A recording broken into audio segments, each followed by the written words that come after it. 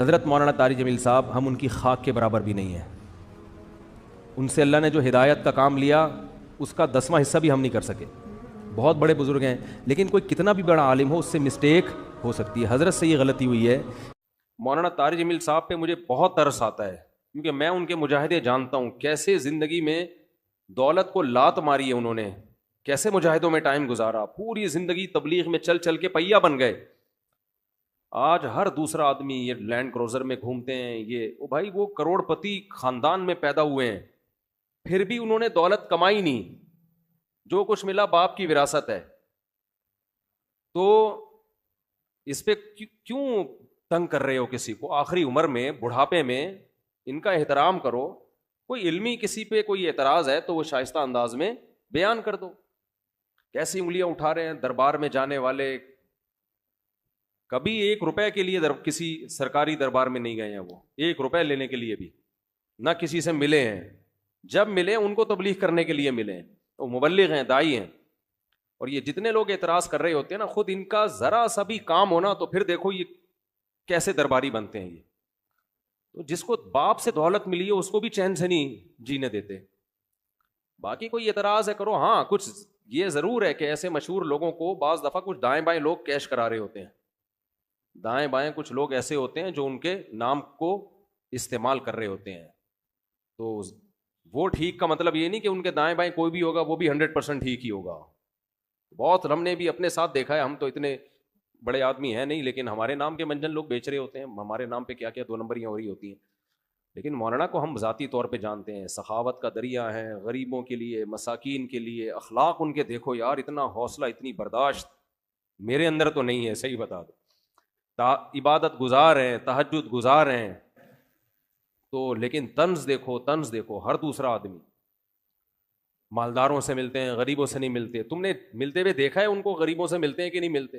ان کی ویڈیوز آ جاتی ہیں جب دولت مندوں سے مل رہے ہوتے ہیں. ٹماٹر والے سے ملتے ہیں تو کوئی ویڈیو نہیں بنا رہا ہوتا، کیونکہ پروگراموں میں ویڈیوز بنتی ہے نا، ہر جگہ تھوڑی ویڈیو بنتی ہے.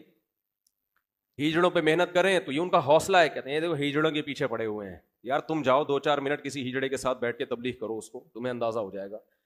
تو بس کر دو منفی باتیں پھیلانا، بس کر دو. اور پتہ ہے یہ منفیت بار بار، وہ بھی برا، وہ بھی برا، وہ بھی برا، وہ بھی ایسا، سب خراب ہیں، یہ صحیح ہیں 4-6 آدمی بس دنیا میں جو کمنٹس کر رہے ہوتے ہیں نیچے. منفی سوچتے رہنے سے نا انسان ڈپریشن کا ڈبہ بنتا ہے اور تھوڑے دنوں میں اپنی موت خود ہی مر جاتا ہے. مثبت سوچنا سیکھو، پازیٹیو سوچنا سیکھو. سمجھتے ہو وہ انٹرویو لیا نا ان سے پوڈ کاسٹ میں کہ آپ تو سادگی کی تعلیم دیتے ہیں اور خود آپ گاڑیوں میں گھومتے ہیں. تو سلیمان علیہ السلام سادگی کی تعلیم دیتے تھے کہ نہیں دیتے تھے، جن کا ہم واقعہ سن رہے ہیں؟ اور ایسا عرش رکھا ہوا تھا، آگے آ رہا ہے، ایسا تخت، لگژری تخت تھا کہ آپ کی سوچ جہاں ختم ہوتی ہے وہاں سے سلیمان علیہ السلام کا تخت شروع ہوتا ہے. تو دولت رکھنا سادگی کے خلاف نہیں ہے. سمجھتے ہو کہ نہیں سمجھتے؟ ایک صاحب کہنے لگے MTJ کی پروڈکٹ کی قیمتیں دیکھو تو ہوش اڑ جاتے ہیں. تو مت خریدو نا، ساتھ والی غریب والی دکان سے خرید لو. بہت زیادہ قیمت پہ بیچ رہے ہیں تو مت خریدو بھائی. اور وہ کون سا دکان پہ بیٹھ کے بیچ رہے ہیں؟ تو نیچے لوگ ان کا بزنس سنبھالا ہوا ہے، نام ان کا استعمال ہو رہا ہے، اور اگر بیچ رہے ہیں ڈبل ٹرپل کر کے بیچ رہے ہیں تو آپ مت خریدو نا. آپ کا دماغ خراب ہے، وہیں سے لوگے آپ.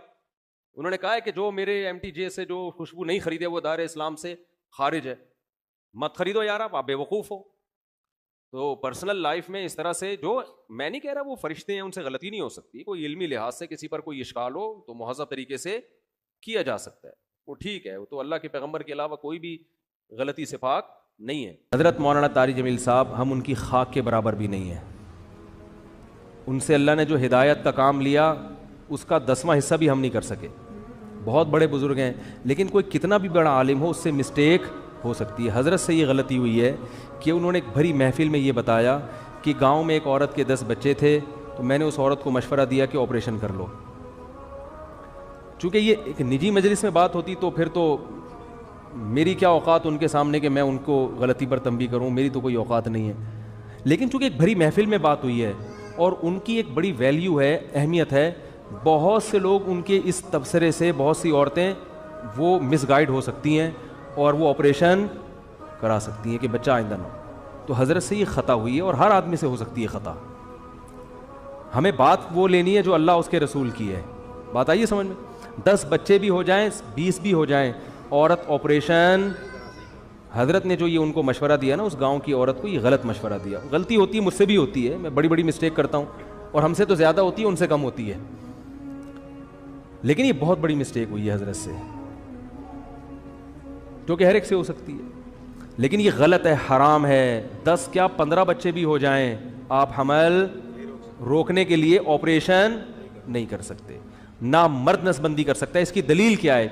دلیل اس کی یہ ہے کہ اللہ نے انسان کو اس کے جسم میں کانٹ چھانٹ کی اجازت نہیں دی ہے. خودکشی کیوں حرام ہے؟ آپ اپنے آپ کو مار نہیں سکتے. آنکھ پھوڑنا جائز ہے اپنی، کیونکہ آنکھ میں دیکھنے کی طاقت ہے، آپ کو یہ اجازت نہیں ہے کہ آپ اپنی آنکھ سے دیکھنے کی طاقت ختم کر دیں. کانوں میں اللہ نے سننے کی طاقت رکھی، آپ کان کی خودکشی نہیں کرا سکتے، یعنی جیسے اپنے آپ کو نہیں مار سکتے تو کسی عضو کو بھی نہیں مار سکتے آپ. بات آ رہی ہے سمجھ میں؟ تو اسی طرح یاد رکھو، عورت میں جو اللہ نے قوت تولید رکھی ہے، کوئی ایسا طریقہ اختیار کرنا کہ یہ سرے سے قوت ہی ختم ہو جائے، تو عورت نے اپنے اس عضو کو ناکارہ بنا دیا. تو جیسے آنکھ کو اندھا بننا جائز نہیں آپ کے لیے، ناک کاٹنا کان کاٹنا جائز نہیں، تو اسی طرح عورت کے لیے قوت تولید ختم کرنا حرام ہے، کیونکہ یہ قرآن کے بالکل خلاف ہے. قرآن میں آتا ہے کہ شیطان نے یہ کہا کہ میں ان کو حکم دوں گا فَلَا يُغَيِّرُنَّ خَلْقَ اللَّهِ، اللہ یہ اتنے باغی ہو جائیں گے کہ تیری بنائی ہوئی تخلیق کو تبدیل کرنے شروع کر دیں گے. یہ یعنی تو نے جو جس ڈیزائن میں پیدا کیا ہوگا نا اس تخلیق کو کیا کر دیں گے یہ. تو عورت میں اللہ نے تولید کی صلاحیت رکھی ہے.